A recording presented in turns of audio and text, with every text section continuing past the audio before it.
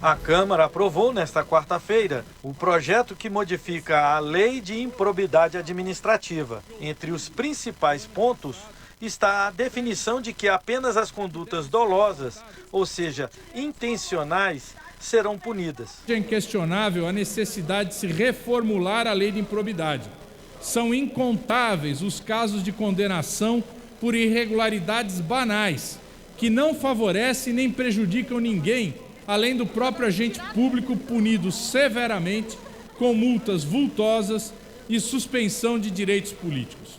Com isso, cada vez mais as pessoas de bem vão se afastando da vida pública, em prejuízo da população. A proposta acaba com a modalidade culposa na Lei de Improbidade Administrativa. Considera dolo a vontade livre e consciente de alcançar o resultado ilícito. Corrige a dosimetria das penas, considerando o enriquecimento ilícito o mais grave. Acaba com a pena mínima e aumenta a pena máxima para a perda de direitos políticos, que passa a ser de 14 anos. Exige que a inicial da ação de improbidade já contenha as provas ou indícios da prática do ato de improbidade, sob pena de litigância de má-fé, e determina o bloqueio prioritário em bens de menor liquidez, como imóveis e automóveis, de forma a evitar o bloqueio direto das contas bancárias dos réus, evitando que fiquem impedidos de realizar pagamentos ou até arcar com despesas próprias ao longo de toda a duração do processo. A maioria dos deputados reconheceu a necessidade de atualização da lei, mas o texto, que agora segue para o Senado,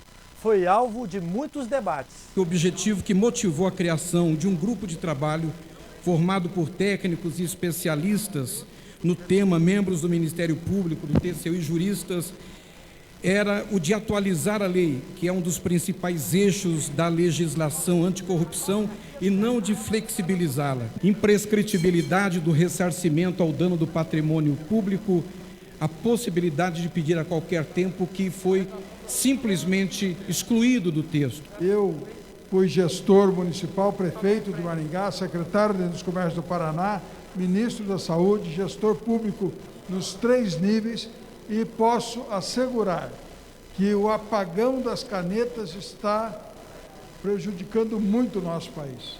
As pessoas não querem mais decidir, as pessoas não querem mais tomar o seu poder discricionário de escolher um caminho, uma solução, porque são atacadas de forma irracível pelos órgãos de controle. Esse relatório suprime a responsabilização no caso de condutas que causem grave dano ao patrimônio, ainda que viole a lei, ainda que seja um erro grosseiro. Principalmente quando a gente está falando de enriquecimento ilícito e de prejuízo ao erário. Neste relatório, nós não temos mais pena mínima para suspensão de direitos políticos. Um juiz pode aplicar, por exemplo, 1 semana, 1 mês de suspensão de direito. O gestor que ganha a eleição, ele já vê no seu adversário o gestor anterior e propõe uma ação de improbidade administrativa. Para quê? Para retirar os direitos políticos do administrador anterior.